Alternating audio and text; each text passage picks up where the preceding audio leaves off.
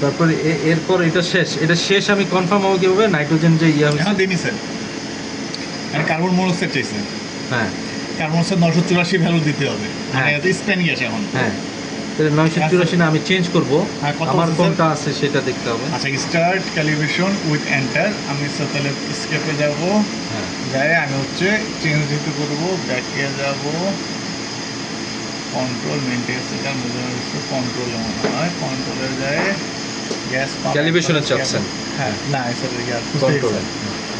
Measurement display, instrument status, control calibration, চারে যায় auto calibration, manual procedure.